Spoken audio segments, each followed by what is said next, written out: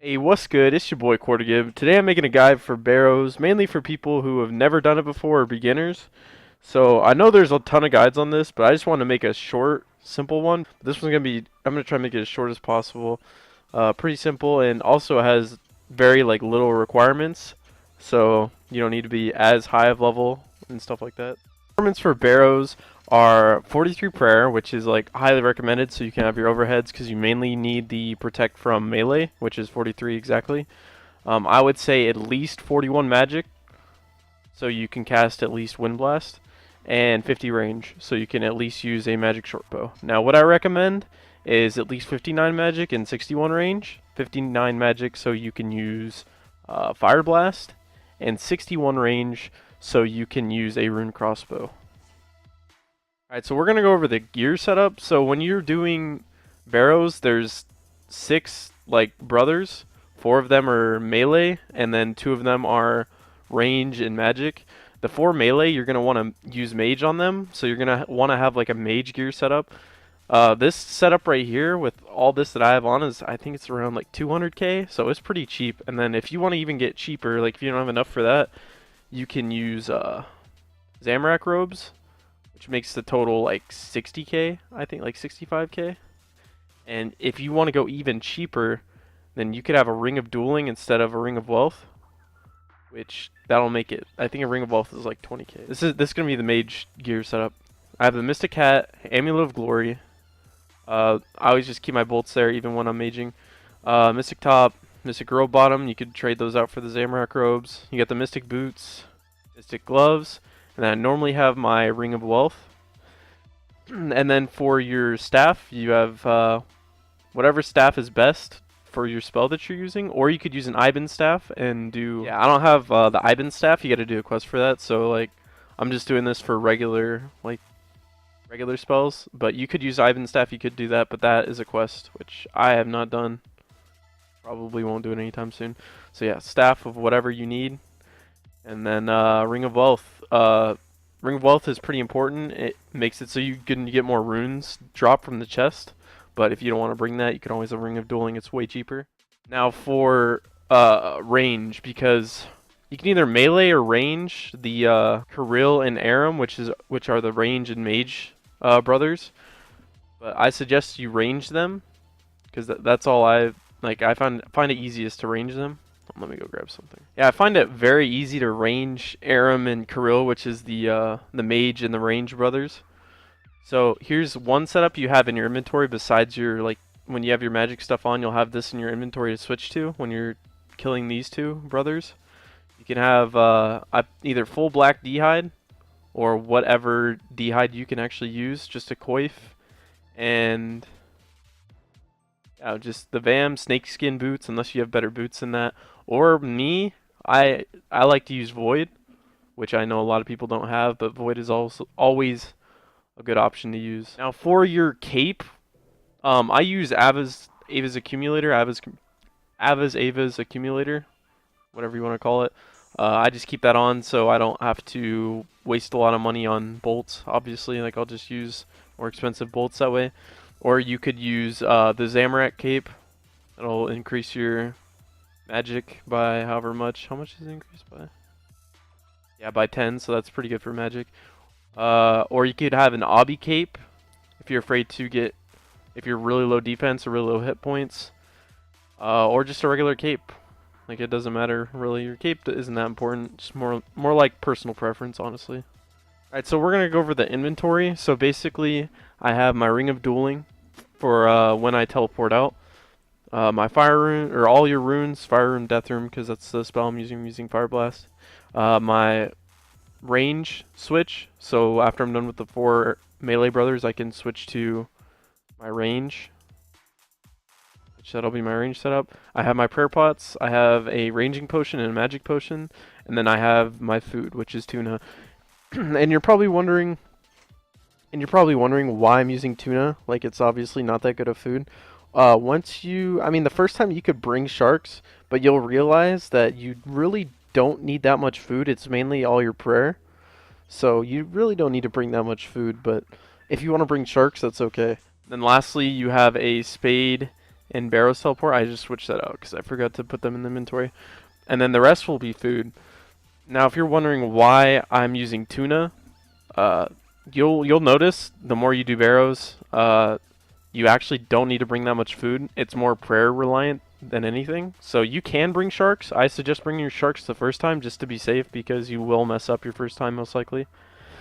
But yeah, and if you're wondering how many prayer pots you should have, it depends how many runs you're gonna do. I suggest only doing like 1 or 2 runs because you can always teleport out and regen your prayer and your health by going into the portal up here. Which I'll explain that after we do the first run. So what you're gonna want to do once you have all this, make sure you bring a spade. This is gonna be your setup for now. Teleport to Barrows. It's going to bring you to about here. Now I'm going to show up on the screen, hopefully. It's going to have all of the hills up here. I'm going to zoom out. So basically, you have there's like 6 hills. There's melee on all the outsides. So these 2 on this side are melee. These 2 on this side are melee. And then this one in the middle is the magic Aaron brother. And then north on this hill is going to be the range brother.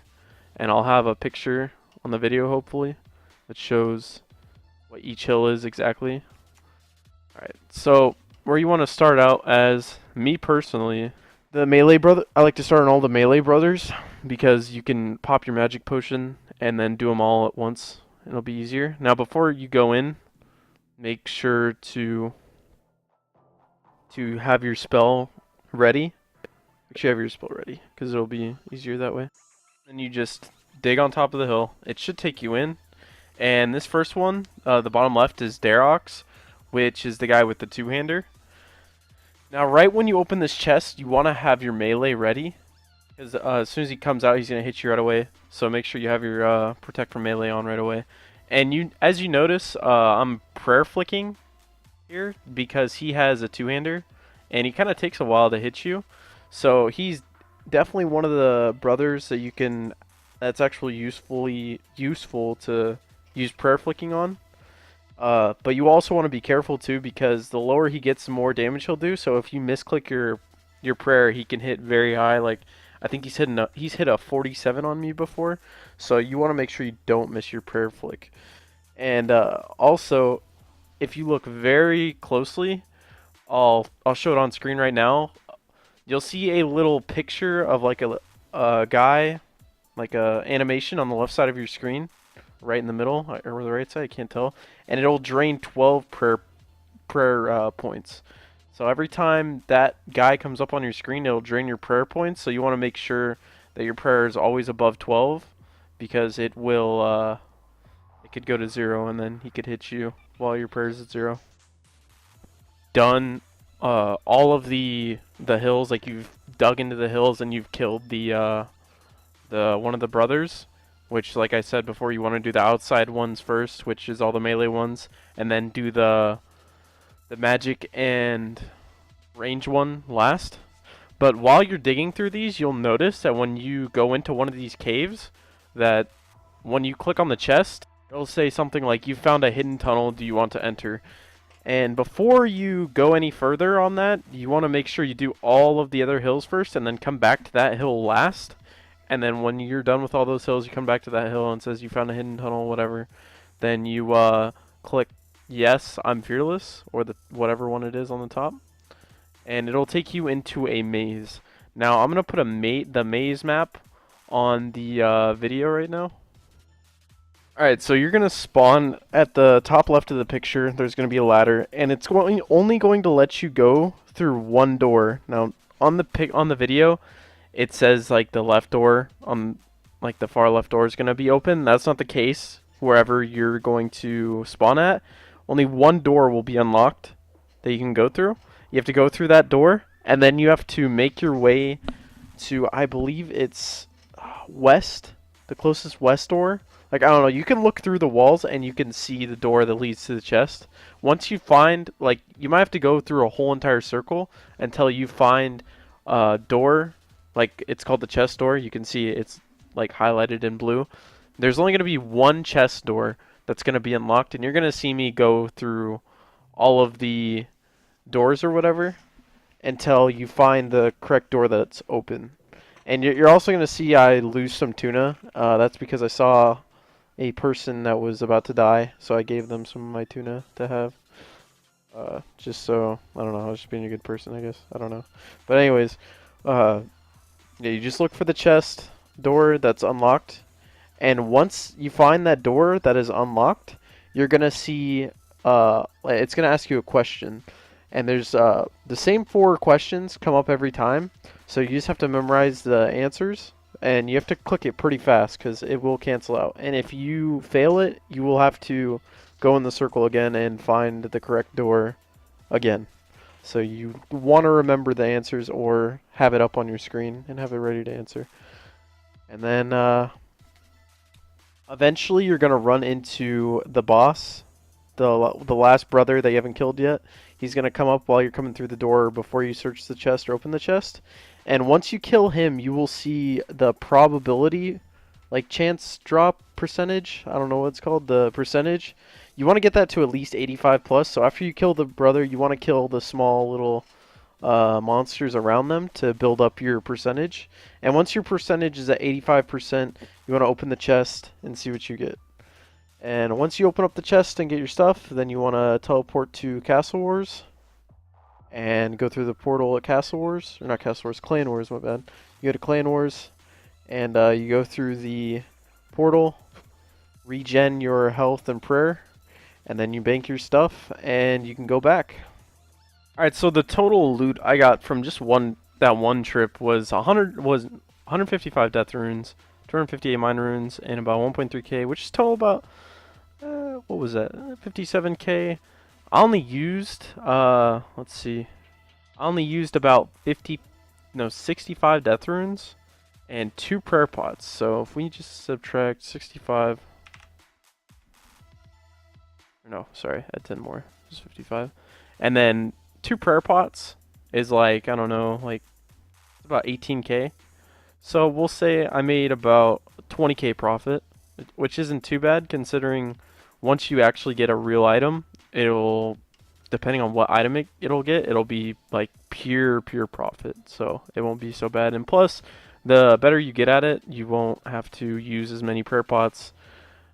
The faster damage you do, higher level range and magic you are, you won't have to use as much prayer pots. You'll use like maybe 1.5, so it won't be too bad. Alright, well, thank you for watching. I hope this guide could actually help you if you are new to Barrows or you had no idea how to do it. If you have any suggestions or questions, feel free to ask in the comments. If you have any more suggestions on videos or any challenges for me to do, I'm more than likely to think about doing it and upload it. And other than that, I hope you get good drops, but I'm out.